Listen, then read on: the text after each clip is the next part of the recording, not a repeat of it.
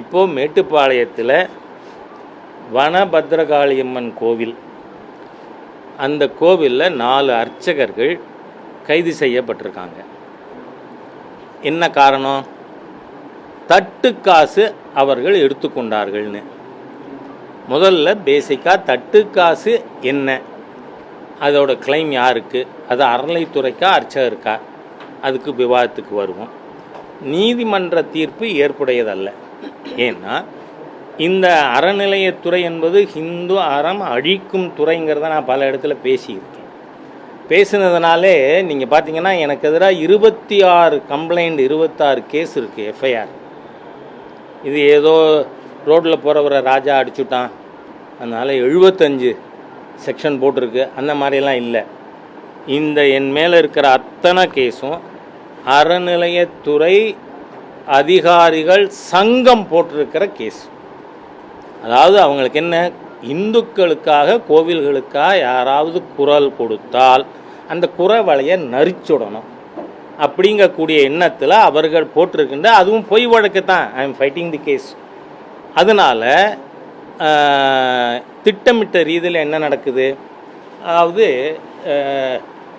மதுராந்தகம் உங்களுக்கு தெரியும், ஏரி காத்தராமன். நான் பிரபலமாக இருக்கிறனால அந்த 1-2 மாத்திரம் சொல்லிவிட்டு இந்த இஷ்யூக்கு I will revert back. Madurantakam Ramar கோவிலுக்கு அர்ச்சகர் அப்பாயின்மெண்ட் ஆர்டர் நான் நேராக பார்த்தேன், பட்டாச்சாரியாரோட அப்பாயின்மெண்ட் ஆர்டர்.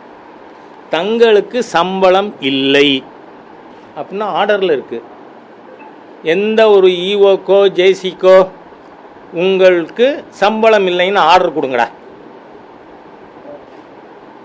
நான் இது சொன்ன உடனே கோவம் வருதுங்க. அவ்வளவு அராஜகம் நடக்கிறது.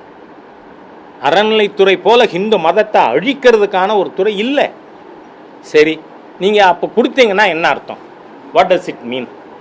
தட்டு காசு அவருக்கு, அதனால நீங்கள் அப்பாயின்மெண்ட் ஆர்டர்லேயே தங்களுக்கு சம்பளம் இல்லைன்னு ஆர்டரில் கொடுங்க. I have seen the order my self.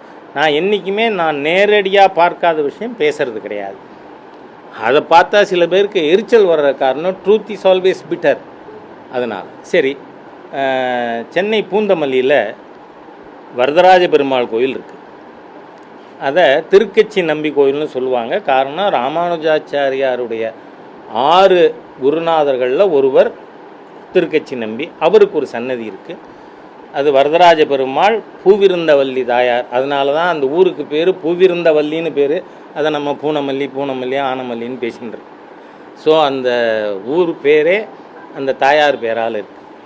அப்போது அதனுடைய சொத்துக்கள் திருடப்படுகிறதுன்னு சொல்லி இது பற்றி நான் ரிட்டன் கம்ப்ளைண்ட்டாக அன்றைக்கி மிஸ்ஸஸ் ஜெயா கமிஷனராக இருக்கிறத ரிட்டனில் கொடுத்துருக்கேன். But there is no action so far. அதை பற்றி விசாரிக்கிறதுக்காக அந்த கோவில் போனேன். இந்த மாதிரி நான் 100 கோவில் நேர போயிருக்கேன் தமிழ்நாட்டில், அறநிலைத்துறை கோவில். அங்கே அந்த பட்டாச்சாரியார்கிட்ட உங்கள் சம்பளம் எவ்வளவுன்னு கேட்டேன்.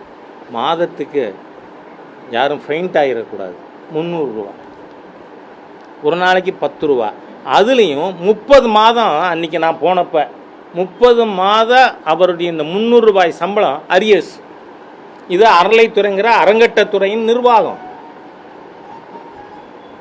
ஆகவே இந்த கோவில் தட்டு காசுங்கிறத பொறுத்தவரை அர்ச்சகர்களுக்கு அதனுடைய கிளைம் இருக்கிறதுனால சம்பளம் கொடுக்கறதில்லை.